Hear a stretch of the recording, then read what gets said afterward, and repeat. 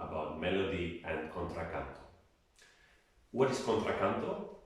Contracanto is the case in tango when we have a second theme, a second melody appearing and sometimes being played at the same time as the first theme. So it's like two people talking to you at the same time, and somehow you have to decide, should I follow the first theme or should I listen and enjoy the second theme? Most of us are not able to hear both at the time. Maybe some of you are. For me, it's rather like either that or that. Sometimes we switch to listen a little bit here and then there, so we don't follow one line for the whole duration of this when it's happening, but we need to decide. For some people, it proves difficult to identify the first melody and the second melody when they appear. For this, we will now see in the next 10 minutes how we can more easily identify the main theme, and also if we are aware of how the contracanto might look like, we will be able to listen to it more easily, even if there are things going on around and in the background. For this, I prepared a simplified music score so that we can see what the composer wrote and how the musical words look like, and by that we will be able to distinguish between the words that we hear at the same time. I chose the tango Comme, faut, and we will compare the version of D'Arienzo 36 and Troilo 38, and I invite you now to have a look at the score with me. So this is how the simplified score looks like. Why is it simplified? You only see the main theme of the tango. It's a rhythmical tango, so if I sing it to you, like use this kind of tango beatboxing, it's taka ta ta taka tam, taka ta ta taka tam, ta ta tam, ta ta ta ta ta tam. And as you can see, the second line and the third line and the fourth line, they look very much alike. So for the first part, for the first 30 seconds of the music of the song, we will expect to hear very much the same. No contracanto yet. If we have a look at the B part, we see there's a new theme. So instead of taka ta ta taka ta, we have ta da da da da dum, ta da da da da dum, ta da da ram pam, pa da da ram pam. Also, this gets repeated. You see some lines and some dots. This we call tenuto, and this we call staccato. You will later hear when D'Arienzo's orchestra is playing. He changes the color when he starts, but more to that later. After we heard the first two phrases, the third and the fourth phrase, we will have the first contracanto in the piece played by the violin. As you can see, there are fewer notes. So the contracanto in this case, and most of the time, it's more calm. It's a contrasting theme. And here in this specific case, we will hear both themes happening at the same time. So the rest of the orchestra will continue to play ta ta ka ta ka tang, ta ka ka ta ka tang, ta ta ta tam pam, and the violins will start to have the new theme tam tam tam tam tam tam tam tam tam tam ta da ram. So then we will have the true case of having to decide whom to listen to. After having you explained that much, I suggest we listen to the first minute of the tango.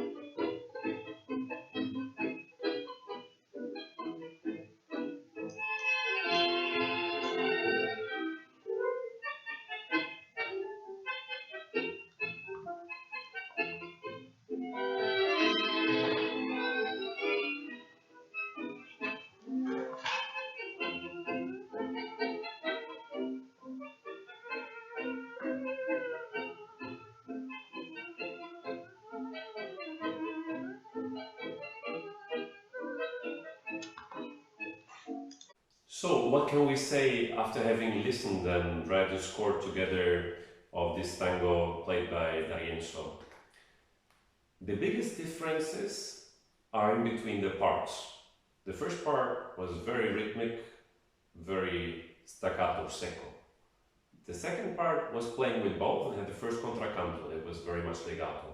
Then we had the repetition of the eighth part that was again very rhythmic and could have been like difficult to identify because it was a very new theme. Then we had the C part that was the most lyric, the most legato played part, but there also the third line was different and we had a little piece of contraritmo. And then to finish, we went back to the A part, where we had the second contracanto of the violins, and we finished with the same theme this tango had started at the very beginning. Listen to it again and see how many new colors you will hear. Now, I invite you to have a look at the version of Troilo. So, what did we just hear? As I told you before, we have the first part that is one theme for the whole 30 seconds. Maybe you noticed when we had the third phrase, suddenly the color changed. The strings were not playing with the bow, but directly with the fingers, the pizzicato on the strings. That was the biggest difference in the first part. When we get to the B part, little detail is also that a musical theme can either start on the one, like here, taka ta ta taka ta, or it can start before, then we call it upbeat. And the B theme starts with an upbeat. Da da da da da da. I hope you noticed different colors between the tenuto legato and the staccato that follows. It's a very common thing that D'Arienzo does. If the first theme, the A part, was staccato, he changes the color for the beginning of the B part. So it's legato, legato, then he changes back staccato, staccato, he stays with staccato, and he finishes again with legato, respectively, the very end, again with staccato. Then we had the contracanto, the first contracanto. I hope you could all follow again very well. Let's continue and see how the piece continues. We get back to another A part, where we see it's just two lines. And what we can also see, it looks different. I wrote contracanto bandoneon. So here we will most probably not recognize that we come back to A, because we will hear a new theme, da-da-ram, pa-pa-pa-pam-pam-pam, and then there are a lot of bandoneon variations, pam-pam, and then it repeats, da-da-ram, pa-pa-pa-pam-pam-pam, da-da-ram-pam-pam. Then we will hear the C part.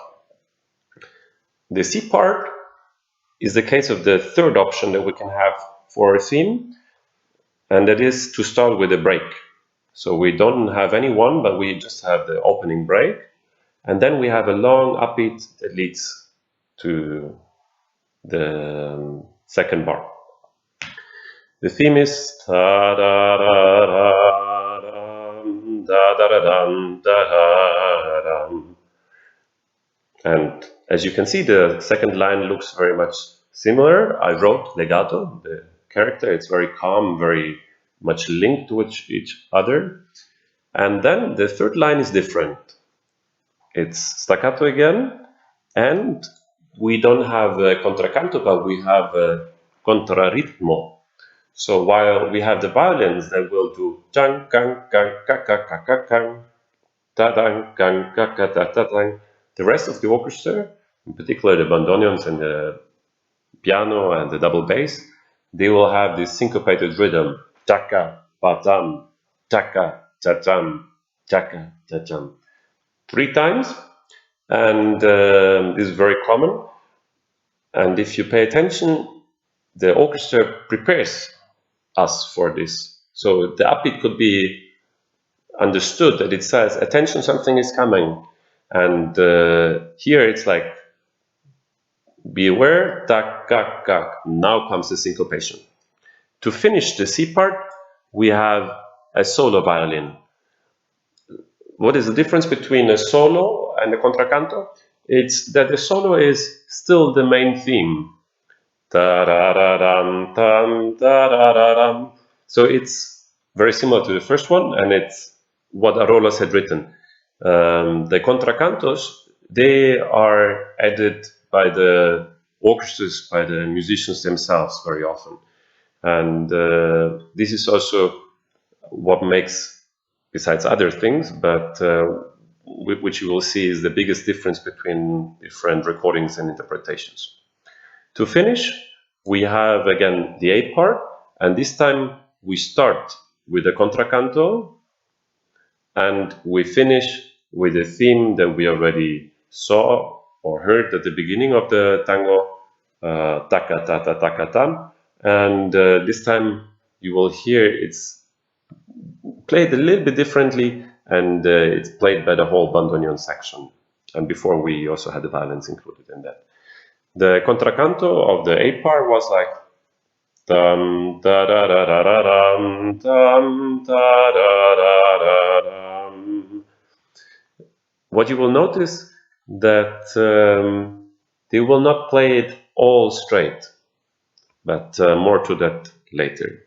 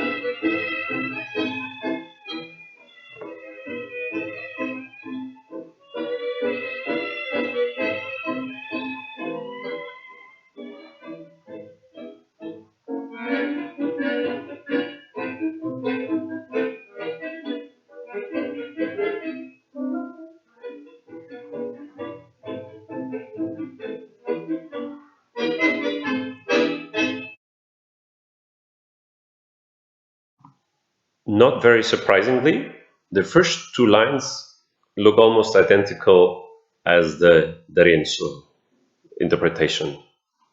It should not be surprising because this is the composition of Arolas. What changed, what you can see, is that you have these three accents. D'Arienzo was playing 1 and 2 and 3 and 4, 1 and 2 and 3 and 4.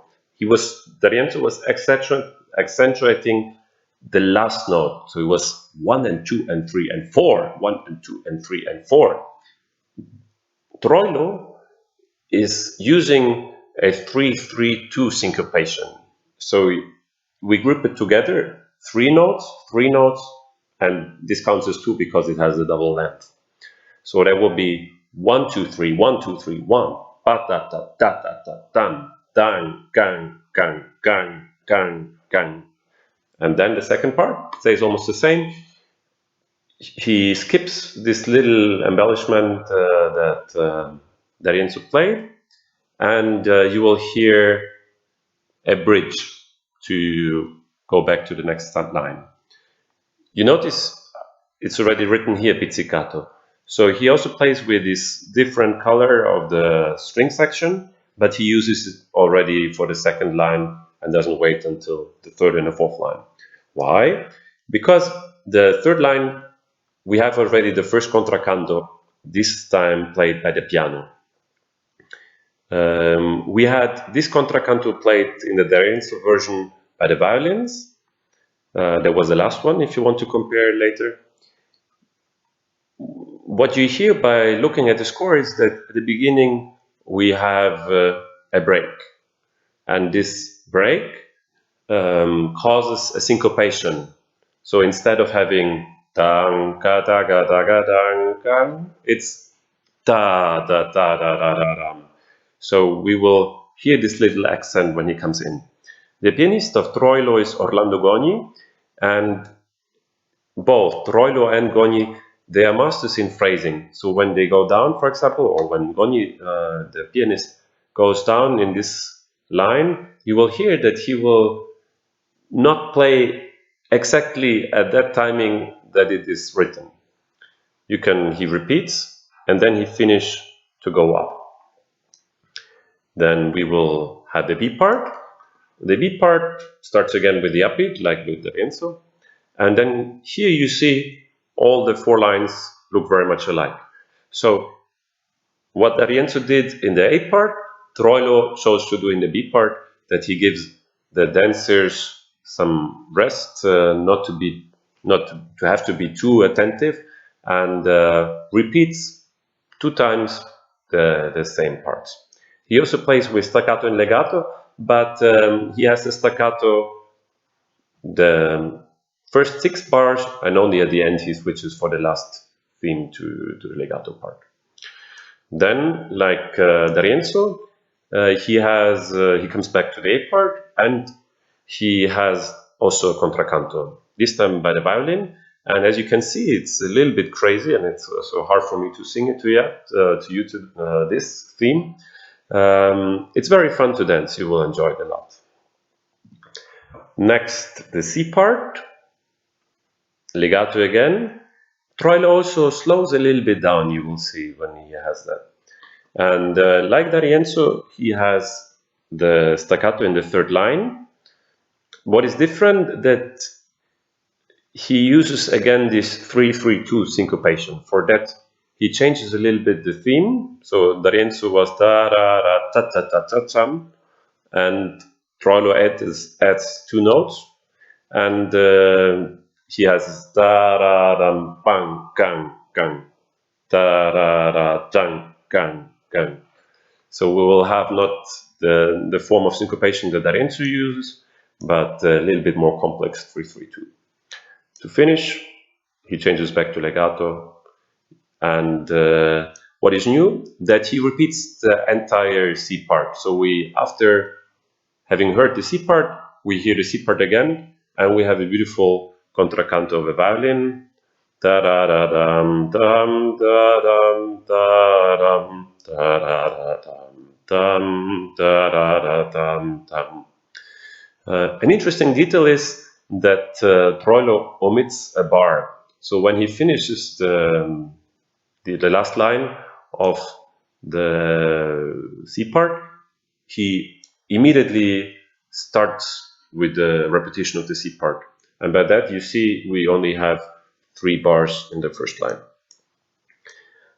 Then he finishes with the A part, and like D'Arienzo, he also starts with the contracanto. This contracanto is played by the bandoneon, by Troilo himself. He altered the theme. He starts a bit lower. It will be very hard to follow Troilo's playing. He uses a lot of fraseo. He's very free. He uses rubato, and still we will enjoy this. But don't worry if you will lose the music score in this part. Then he finishes with the rhythmical opening theme of the tango, normal phrasing, and with pizzicato. Let's listen to that by Troilo.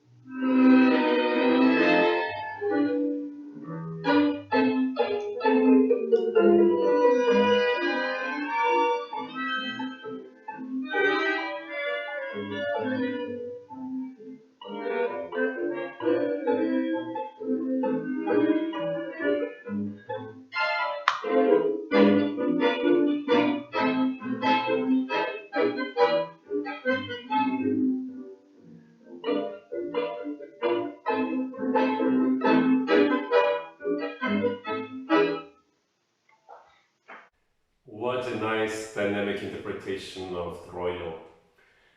After having listened and read the score of both versions, we can start to compare what are the differences between the two of them. Maybe you wonder why I ask you to read the score with it, especially if you're not a musician and especially if you're not used to read the score. My idea is that the score are, like, you can read the words, how they're written by the author, and the interpreter adds some colors with the intonation of the voice, with the intonation of the instrument. And by seeing the score, we see what is given by the composer, and we can even more become aware of what was the interpreter's part. And we saw that sometimes the text got changed, so they were playing different notes, but more often they played the same notes, just with different articulation, with different accents. A very good example of that was this 3-3-2 syncopation, that Troilo didn't change a single note. And also the Renzo's version was quite interesting when he had this taka taka taka tan, taka taka taka tan, classic offbeat. And Troilo doesn't change, but does da da da da da da da ba da da da da da. So when we see it, we suddenly become aware of there's no big change, and what is the effect that makes us feel so much different. I hope you could also follow the contracanto parts. In this tango we have a lot of contracantos. Very often we don't have that many, or not that many different ones. And also there it became clear the contracantos were more different. We had the first contracanto of the A part and of the B part that came still with the original score, and that was more or less recognizable by the piano and Troilo and by the violins of D'Arienzo for the A part, and both violins for the D part. But for example, when they had the second contracanto for the bandoneon in D'Arienzo's part, or for the violin in Troilo's part, you could see they were completely different, and there they really changed the text. There it was more than just adding a different color. And by that we create more awareness, and by knowing what might expect us, we will be also able to appreciate that and to identify it even one step further. So I hope it was useful, you enjoyed.